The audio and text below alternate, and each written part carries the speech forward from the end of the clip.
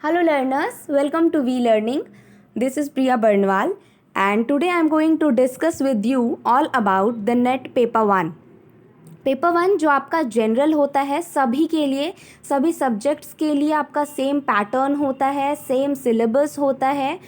तो ये मैं डिस्कस करने वाली हूँ आज आपके साथ, कैसे प्रिपरेशन स्ट्रैटेजी क्या होनी चाहिए और स्टडी प्लान कितने टाइम देने हैं पर डे, आप कितना टाइम अलॉट कर सकते हो, किस तरह से पढ़ना है, कहाँ से पढ़ना है, रिसोर्सेज बताऊंगी मैं। ये सारी चीज़ें हम डिस्कस करेंगे आज की इस वीडियो में।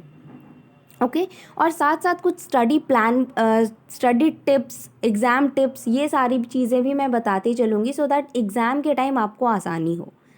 ओके और एक चीज़ मैं बता दूँ, ऐसा नहीं है मैं बहुत या कोई भी आपको स्टडी प्लान बता रहा है या मैं बता रही हूँ तो ऐसा नहीं है हम बहुत बड़े महात्मा हैं या फिर ऐसा कुछ करके बैठे हुए तो बता रहे हैं आपको तो आपको वही फॉलो करना है, ऐसा बिल्कुल नहीं है फ्रेंड्स।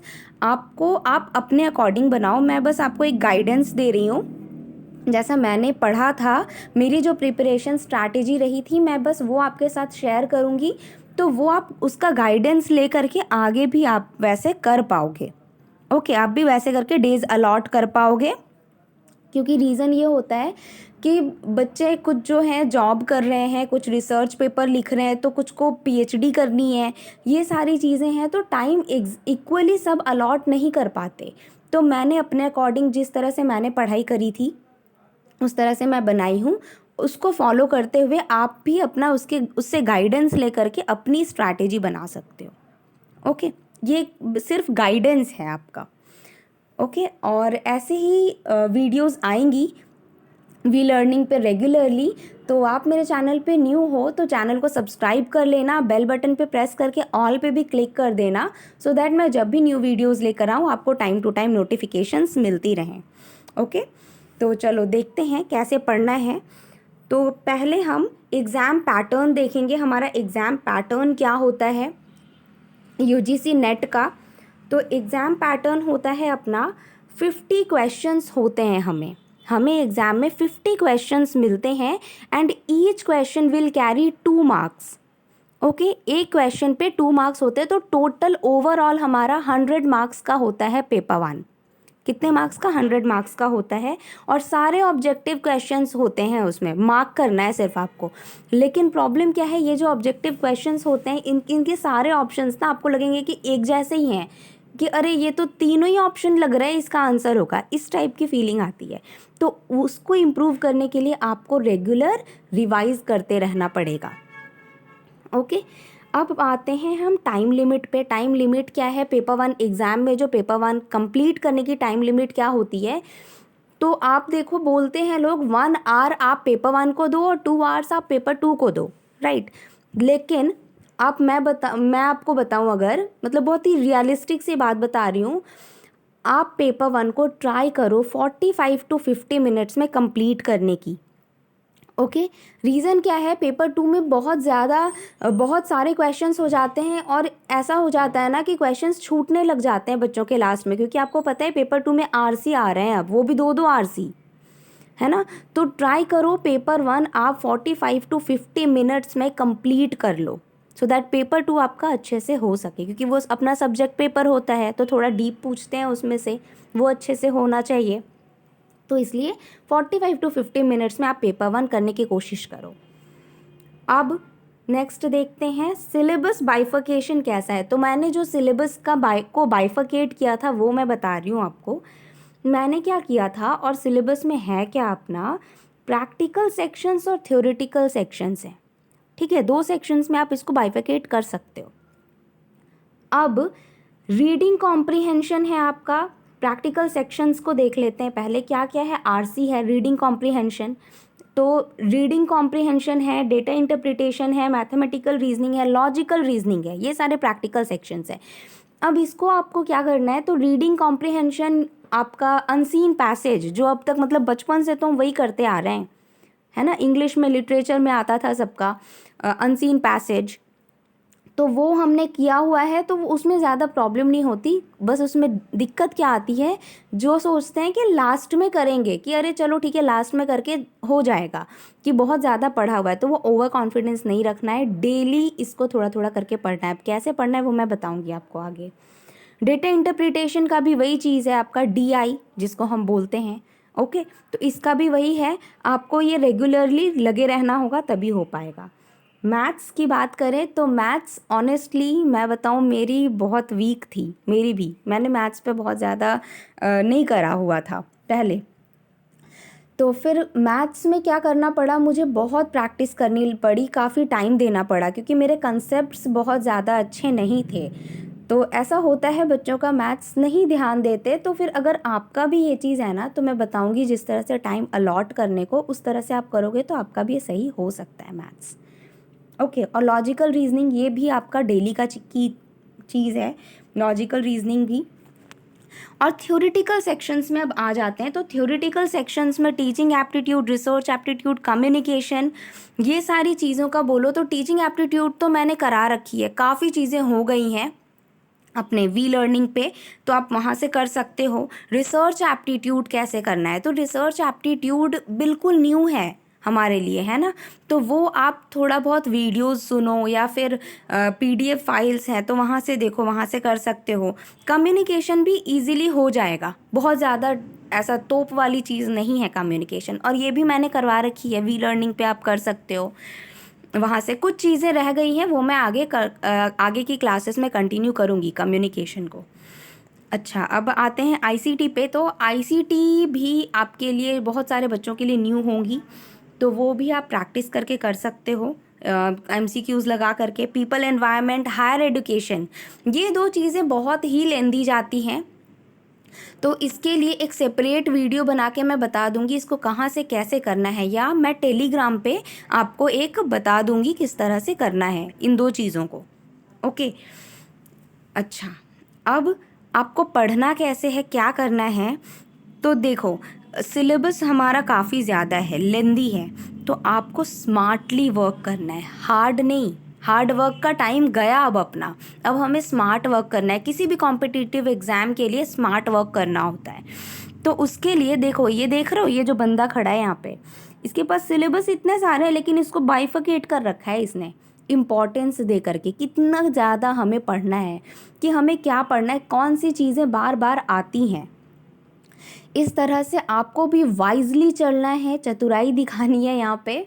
ओके, सिलेबस बहुत ज़्यादा है, आपको देखना होगा किस तरह से पढ़ना है। जो भी डाउट्स होंगे आप मुझसे पूछ सकते हो, टेलीग्राम पे मैं अवेलेबल होती हूँ ऑलवेज़। ओके, तो आप वहाँ पे मुझसे पूछ सकते हो, या कमेंट सेक्शन में पूछ सकते हो कि किस तरह से करें। तो सिलेबस बहुत सारा, आपको वाइजली चलना है, उसको बाइफरकेट करके जैसे मैंने बताया है वैसे करके पढ़ना है आगे। और आगे की चीज़ें भी मैं आपको बताऊंगी अभी और। ओके, अच्छा, अब क्या है देखो, अब ये हो गया आपका सिलेबस बाइफिकेशन, मैंने बता दिया कैसे बाइफिकेट करके पढ़ना है। अब पढ़ना कैसे है वो देखते हैं। Preparation strategy for 3 months. अब ये 3 महीने की मैं क्यों लेकर आई हूँ, क्योंकि आप ले लो अभी नवंबर, अगर आप 10 से स्टार्ट करते हो, ठीक है, नवंबर, दिसंबर, जनवरी, ठीक है, और फेब्रुअरी के एंड तक, ऐसे मैंने सुना है, श्योरिटी नहीं है अभी, बट चांसेस हैं कि फेब्रुअरी के एंड तक ये एग्ज़ाम लेंगे, दूसरा वाला, ठीक है, फॉर्म फिलअप करके फिर शायद फेब्रुअरी के एंड तक लेंगे। और अगर नहीं लेते हैं, तब भी लेते हैं, फिर शायद उतनी तगड़ी वाली प्रिपरेशन ना हो पाए बच्चों की, लेकिन अगर नहीं लेते हैं तो फिर तो बल्ले बल्ले मज़े हो गए।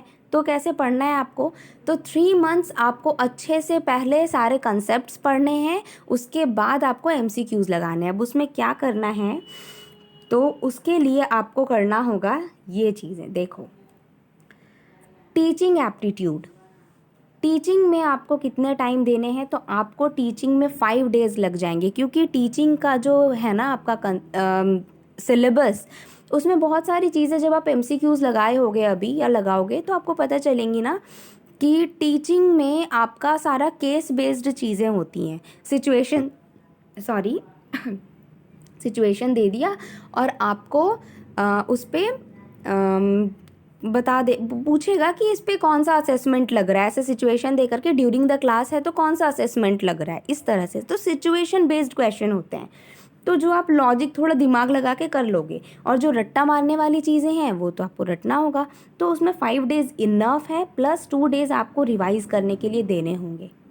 ओके, अब रिसर्च के लिए भी ऐसे 7 डेज़ देने होंगे और 2 डेज़ रिवीजन के लिए देने होंगे। तो रिसर्च को मैंने 7 डेज़ इसलिए दिया है क्योंकि ना ये थोड़ा सा न्यू है बच्चों के लिए, ठीक है, पहले कभी ये चीज़ें पढ़ी नहीं रिसर्च वाली, तो ये आपको थोड़ा सा टाइम टेकिंग होगा। मैथमेटिकल रीजनिंग, अब जिनकी इजी है वो तो फिर मज़े करो, लेकिन मेरे जैसे बच्चे, मतलब मुझे जैसा लगता था, मेरे लिए टफ़ था वो लिटरली। तो मैंने 10 डेज़ देकर प्रॉपर अच्छे से सारी चीज़ें करी थी, simple interest, compound interest, distance, time, speed, fraction, बहुत सारी चीज़ें, ठीक है, मेंसुरेशन, ये सारी चीज़ें। तो ये मैंने पूरे 10 डेज़ दिए थे, आपने भी 10 डेज़ देकर प्रॉपर पढ़ना है। और उसके बाद इसको छोड़ नहीं देना, उसको डेली प्रैक्टिस करना है, एक एक 2 क्वेश्चन, 3 क्वेश्चन डेली थोड़ा थोड़ा करके बनाते रहना है। फिर कम्युनिकेशन को 4 डेज़ दो, 1 डे रिवाइज करके इनफ है, 5 days is enough for communication. Okay, ICT में 6 days plus 3 days revision. 3 days revision मैंने क्यों दिया, क्योंकि आईसीटी में आपका बाइनरी कन्वर्जन वगैरह सारी चीज़ें आती हैं, ठीक है, तो वो उसके लिए आपको टाइम लगेगा, वो आप प्रैक्टिस से ही कर पाओगे, तो वो रिवाइज करने के लिए आपको उसमें टाइम जाएगा। बाइनरी वगैरह मैंने करवाया है, मैं बता दे रही हूँ, वी लर्निंग पे आपको मिल जाएगा बाइनरी कन्वर्जन वगैरह, तो वहाँ से आप कर सकते हो। लॉजिकल रीजनिंग ये बिल्कुल न्यू है, इसमें इंडियन लॉजिक्स वगैरह हैं, थोड़ी बोरिंग सी चीज़ें। ओके, तो वो आपका 10 डेज़ आपका कॉन्सेप्ट में लग जाएगा लॉजिकल रीजनिंग में, स्क्वायर अपोजिशन, ये सारी चीज़ें, आपका वेन डायग्राम, ये सब ना सॉल्व करके बनाने में सब में लग जाता है टाइम। तो आपका 10 डेज़ ले लो और 2 डेज़ आप बैठ के बढ़िया से रिवाइज कर लो, हो जाएगा। अच्छा, अब पीपल एनवायरनमेंट में 8 डेज़ लग जाएंगे, क्योंकि रट्टा मारने वाली चीज़ है, बहुत सारे डेट्स वगैरह हैं, कौन सी डिजीज़ किससे होती है, ये सारी चीज़ें, पोल्यूशन वगैरह से तो बहुत क्वेश्चंस आते हैं, स्पेशली एयर पोल्यूशन से। तो ये सारी चीज़ें आप 8 डेज़ करो, और रट्टे वाली चीज़ है तो रिवीजन में भी टाइम जाएगा, राइट। तो 3 डेज़ रिवीजन के लिए रख लो। फिर हायर एजुकेशन में भी ऐसे ही आपका काफ़ी टाइम जाएगा। और एक बात, पीपल में ना बहुत सारी चीज़ें हमने पहले भी पढ़ रखी है, मतलब बचपन से हम वो पढ़ रहे हैं, बट हमने ध्यान नहीं दी थी, है ना, जिसकी वजह से प्रॉब्लम हुआ है। तो आप ना इसको थोड़ा पुरानी वाली बुक्स वगैरह होंगी ना जो, या घर पे भाई बहन की भी होगी, तो वहाँ से आप थोड़ा कंसेप्ट देख सकते हो, ठीक है, वो कर सकते हो आप। और हायर एजुकेशन में 8 डेज़ प्लस 3 डेज़ रिवीजन के लिए दो, क्योंकि उसमें भी रट्टा वाली चीज़ें हैं, तो वहाँ से कर सकते हो। अब हो रहा होगा ना कि मैंने तो 8 बता दिए आपको सेक्शंस, 2 सेक्शन कहाँ गए, तो 2 सेक्शन डीआई एंड आरसी। ये आपको कैसे करना है, तो डीआई एंड आरसी के लिए आपको डेली प्रैक्टिस करना है। मैं बताऊँ ऑनेस्टली, मतलब डीआई एंड आरसी अगर आप लिटरली डेली का भी दो ना, एक डीआई आज आप डीआई करते हो तो नेक्स्ट डे आप आरसी करो, फिर उसके नेक्स्ट डे आप डीआई करो, फिर उसके नेक्स्ट डे आप आरसी करो, ऐसे हर एक दिन। तो आधा घंटा भी आप देते हो ना, सिर्फ हाफ एन आवर भी देते हो, तो आपकी डीआई आरसी एग्ज़ाम तक इतनी तगड़ी वाली हो जाएगी ना कि बस क्या कहना। और आपको पता है डीआई आरसी से 5 क्वेश्चंस तो फिक्स हैं, ठीक है, 5 क्वेश्चंस फिक्स हैं, तो इससे आपका 20 मार्क्स पक्का हो जाएगा। और आरसी प्रैक्टिस करोगे ना, तो ना सिर्फ पेपर 1, पेपर 2 में भी आपको फ़ायदा होने वाला है। और पेपर 2 में तो 2 आ रहे हैं, तो फिर सोचो, पेपर 2 में 2 आरसी आ गए, फिर पेपर 1 का एक आरसी और एक डीआई, तो 40 मार्क्स ऐसे ही मिल जाएंगे आपको। तो डेली, इसलिए डेली क्या, आधा घंटा बैठ के 2 टाइम डीआई और आरसी के लिए, ठीक है। अच्छा, और क्या है, अब कुछ चीज़ें जो मैं बता रही हूँ उसको ध्यान से सुनो। क्या है, सबसे पहले आपको क्या करना है, ये जो चीज़ें मैंने बताए ना, सब्जेक्ट्स बताई हूँ मैं, टाइम पीरियड अलॉट करी हूँ, लेकिन उसमें पढ़ना कैसे है, तो सबसे पहले आपको अपने कंसेप्ट्स क्लियर रखने हैं। सबसे पहले जैसे टीचिंग का ले लो, तो टीचिंग के 5 डेज़ हैं, तो आप 5 डेज़ में से ले लो 4 डेज़ आपको कंसेप्ट्स क्लियर करने में लग गए, ठीक। उसमें से आप 1 डे दे दो निमोनिक्स, ट्रिक्स, शॉर्ट नोट्स, ये सारी चीज़ें बनाने में। ट्रिक्स वगैरह होती है ना, जैसे मिलीनियम डेवलपमेंट गोल्स, इन सब के जो ट्रिक्स बनाए हुए हैं हमने, ठीक है। तो वैसे ही ट्रिक्स वगैरह बनाओ, निमोनिक्स बनाओ, वैसे बना करके आप प्रॉपर 5 डेज में शॉर्ट नोट्स और कंसेप्ट्स क्लियर कर लो। टीचिंग का बता रही हूँ अभी, और सारे भी आप वैसे टाइम अलॉट करके कर सकते हो। तो टीचिंग के कंसेप्ट्स और निमोनिक्स, शॉर्ट नोट्स वगैरह आपके 5 डेज में हो गए, और प्लस 2 डेज में क्या करना है आपको, तो PYQs एंड मॉक टेस्ट लगाओ। अब PYQs कहाँ से मिलेंगे, तो PYQs मैंने टेलीग्राम पे दे रखे हैं, पूरे लिंक अवेलेबल है, वहाँ से PYQs लगाओ, ठीक है। और PYQs लगा करके मॉक टेस्ट के ना पैकेजेस आते हैं, कुछ कुछ ऐसे वेबसाइट्स भी प्रोवाइड करती हैं, तो चाहो तो पैकेजेस मैं बोलूँगी ले लो, क्योंकि मॉक टेस्ट बहुत इंपॉर्टेंट है। वो आपको थोड़ा एग्ज़ाम का प्रेशर भी फील होगा उससे। और MCQs मैं तो डेली करवाती हूँ आपको पेपर 1 की, ठीक है। तो वहाँ से आप टेलीग्राम से भी MCQs लगाओ, बहुत सारे मिल जाएंगे आपको MCQs, मॉक टेस्ट लगाओ। और performance assessment is very important. सिर्फ मॉक टेस्ट लगाने से नहीं होता। मैं देखती हूँ बच्चों का, ये लोग टेलीग्राम पे MCQs लगा लेते हैं, फिर डाउट्स नहीं पूछते, अब पूछने लगे, पहले वो चीज़ नहीं होता था क्योंकि आप असेस नहीं करते थे खुद को। तो असेसमेंट इज़ वेरी इंपॉर्टेंट। सिर्फ ऐसा नहीं गलती कर दी छोड़ दिया, तो फिर तो आप वही गलती एग्ज़ाम में जा कर के करोगे। तो assessment is very important, performance assessment करो, और जितनी गलतियां करते हो ना उसको एक जगह पे मार्क करते जाओ। मैंने एक 10 रुपीज़ की कॉपी रखी थी, वो पतली वाली कॉपी मिलती है 10 रुपीज़ की, वो कॉपी ले आओ और उस पर अपने मिस्टेक्स नोट डाउन करो। जैसे मेरा कॉपी बताऊँ, मैं लेकर बैठी हुई हूँ, मैंने क्या करा था, मैं क्या करती थी, मेरा सबसे पहला मिस्टेक ये होता था कि मैं क्वेश्चन को अच्छे से नहीं पढ़ती थी और मैं नॉट भूल जाती थी। जैसे ऐसा होता है ना, which of the following is not the characteristic of this, तो मैं नॉट नहीं पढ़ती थी, तो ये मेरी गलती थी और जिसकी वजह से मेरे आंसर्स गलत आते थे। तो ये सारी मिस्टेक्स जो होती है ना, छोटी छोटी सिली मिस्टेक्स, इनको आप नोट डाउन करके रखो उस कॉपी में, सो दैट एग्ज़ाम में वो चीज़ रिपीट ना हो। ओके, तो दिस इज़ वेरी इंपॉर्टेंट। तो ये आपकी 3 मंथ्स की स्ट्रैटेजी हो गई। अब हम देखते हैं स्टडी प्लान क्या होगा, मतलब डेली कितना टाइम अलॉट करना है हमें, ये 3 महीने तक डेली कितना टाइम अलॉट करना है इन सब्जेक्ट्स को कंप्लीट करने के लिए। ओके, तो देखो ये है अब आपका स्टडी प्लान। देखो आप अपने अकॉर्डिंग सेट कर लेना। मैं फिर से बोल रही हूँ, ये सिर्फ गाइडेंस के लिए है, ऐसा बिल्कुल नहीं समझना कि मैं यही फॉलो करना है आपको, ऐसा बिल्कुल नहीं है। आप अपने अकॉर्डिंग बनाओ, सबका अपना अपना होता है, ठीक है। तो शेड्यूल हमेशा अपना बनाओ।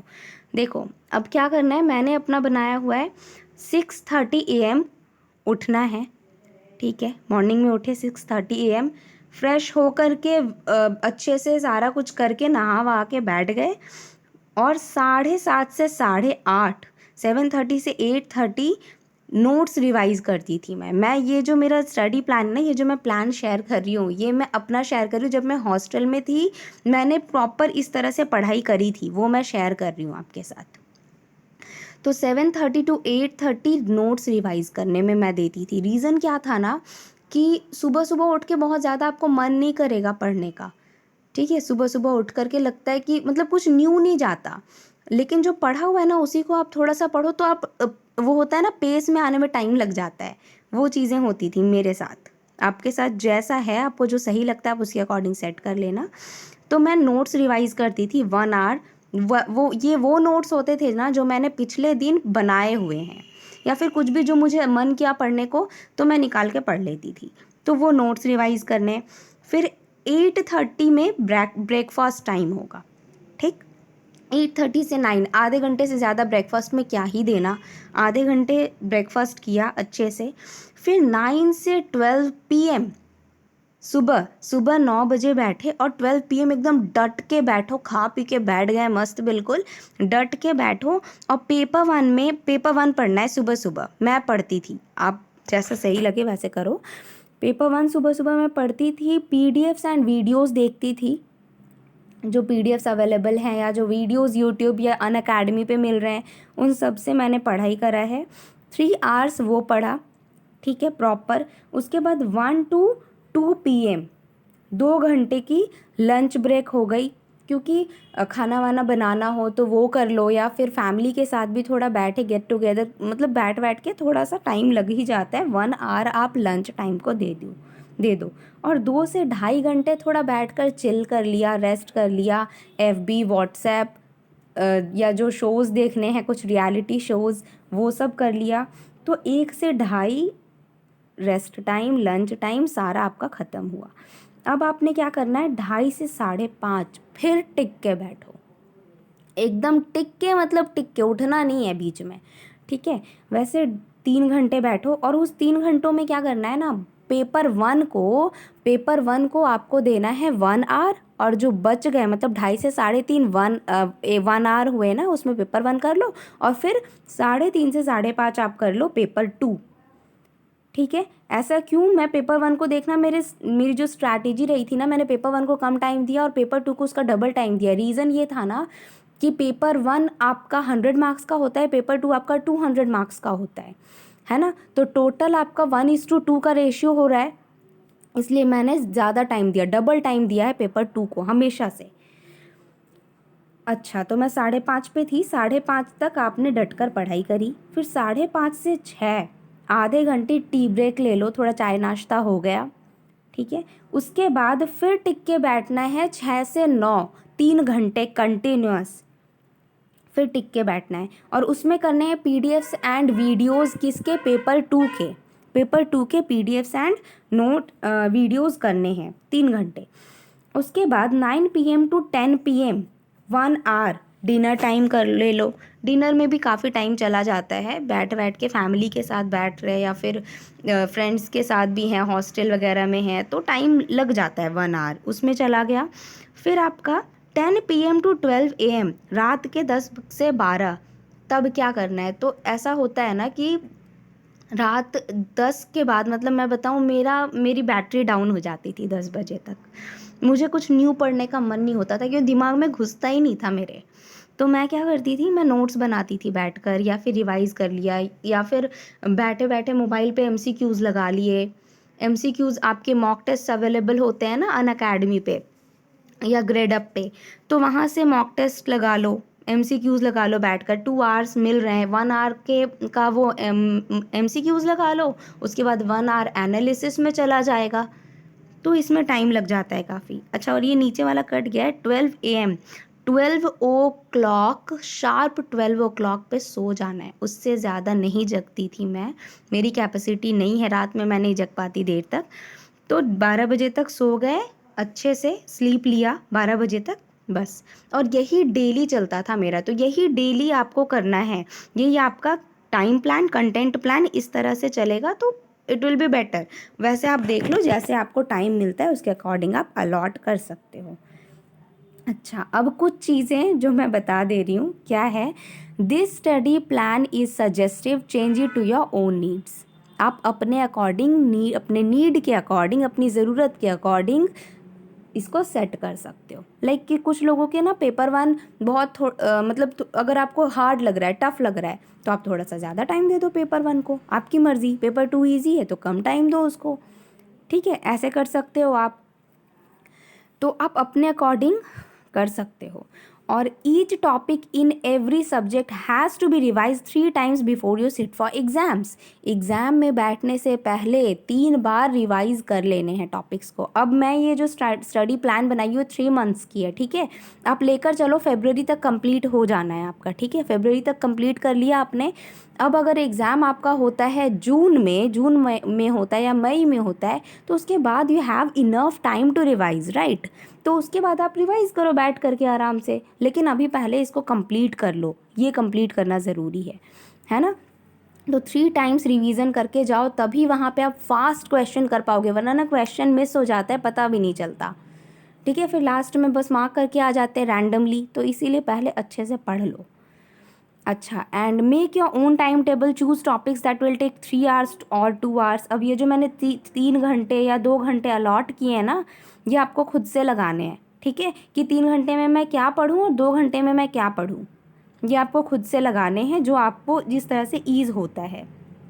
And what is studied in a week must be revised in the very next week in the 3 hour slot। और जैसे आपने अगर 7 डेज़ टीचिंग एप्टीट्यूड को दिया ना, उसके बाद रिसर्च एप्टीट्यूड करा, तो रिसर्च एप्टीट्यूड करने के बाद फिर से टीचिंग एप्टीट्यूड को 3 आवर्स दे करके एक बारी रिवाइज़ कर लो, वो मैं बोलूँगी, ठीक है, क्योंकि भूल जाते हैं हम, वरना ये प्रॉब्लम आती है। तो बार बार ना रिवाइज़ करते रहना पड़ता है, थोड़ा थोड़ा करके रिवाइज़ करते रहो। And healthy diet low, 6.5 hours की नीड मस्ट है। प्रॉपर नींद नहीं लोगे पूरे दिन एक्टिव नहीं रह पाओगे, तो प्रॉपर नींद लेना ज़रूरी है। ओके, अच्छा, अभी स्टडी मटेरियल कहाँ से मिलेगा? तो स्टडी मटेरियल के लिए मैं आपको डिस्क्रिप्शन बॉक्स में दे दूँगी कहाँ से आपको पढ़ना है, रिसोर्सेस डिस्क्रिप्शन बॉक्स में दे दूँगी, बता दूँगी कौन कौन सी books you can refer. And कुछ चीज़ें जो मैंने करवाई हैं, लाइक आपका टाइम डिस्टेंस स्पीड हुआ है मेरे चैनल पे, आपका ICT मैंने करवाया है थोड़ा बहुत, वो आप वहाँ से कर सकते हो। ICT कम्युनिकेशन हुआ है, टीचिंग एप्टीट्यूड हुआ है, और भी वीडियोस रेगुलरली आएंगी वी लर्निंग पे, तो आप उसके लिए वी लर्निंग से बने रहें। ओके, और डिस्क्रिप्शन बॉक्स में मैं बता दूँगी। अभी मैं बताती हूँ, लाइक नवदीप मैम की पर्सनली मैंने बुक यूज़ करा है, मैंने नवदीप मैम की वो ब्लू वाली बुक, तो वो बहुत अच्छी है, बहुत अच्छे से उसमें वेल मेंटेन्ड तरीके से कंटेंट दिए हुए हैं, तो वो आप वहाँ से प्रेफर कर सकते हो। फिर KVS मदान की बुक है, थोड़ी बहुत मिस्टेक है KVS मदान की बुक में, लेकिन ईजी लैंग्वेज यूज़ करा है उन्होंने, तो वो आप प्रेफर कर सकते हो। ओके, एंड बस दैट्स इट। अब इतनी सारी चीज़ें मैंने बताई, और अब पेपर 2 के लिए you have to wait. Paper 2 के लिए भी मैं पूरी प्रिपरेशन स्ट्रैटेजी लेकर के आऊँगी, वो मैं बताऊँगी कैसे आपको करना है, किस तरह से पेपर 2 पढ़ सकते हैं। और टेलीग्राम चैनल पे, मेरा Telegram channel target net JRF with V learning करके सर्च करो, वो आप वहाँ से मुझे टेलीग्राम पे ज्वाइन कर सकते हो। वहाँ रेगुलरली क्विजेज़ हो रही हैं, PDFs मिलते हैं, हमारा अच्छे से प्रिपरेशन हो रहा है, तो वो आप ज़रूर से ज्वाइन करो। और अगर आप मेरे चैनल पे न्यू हो तो चैनल को ज़रूर से सब्सक्राइब कर लेना, और सारी नोटिफिकेशंस पाने के लिए इंस्टाग्राम पे बर्नवाल 012 एंड फेसबुक पेज मेरा वी लर्निंग भी ज्वाइन कर सकते हैं। यहाँ भी रेगुलरली आपकी अपडेशन होती रहती है। Okay, so that's all for today's class. मिलते हैं नेक्स्ट वीडियो में। मैं नेक्स्ट वीडियो में आपको पेपर 2 की प्रिपरेशन स्ट्रैटेजी बताऊंगी, और इतनी सारी जो मैंने अभी कुछ बोला और इतनी सारी मेहनत करी है, उसकी रिवॉर्ड आप ही दोगे। कैसे दोगे? लाइक कर लेना। अगर आपको क्लास अच्छी लगी हो तो, वीडियो अच्छी लगी हो तो लाइक कर देना। कमेंट सेक्शन में बताना कैसी लगी, और क्या इम्प्रूवमेंट मैं कर सकती हूँ वो आप ज़रूर बताना, और अपने फ्रेंड्स के साथ ज़्यादा से ज़्यादा शेयर करो, सो दैट वी लर्निंग आपकी हेल्प से और आगे बढ़ सके। Okay, thank you, keep learning.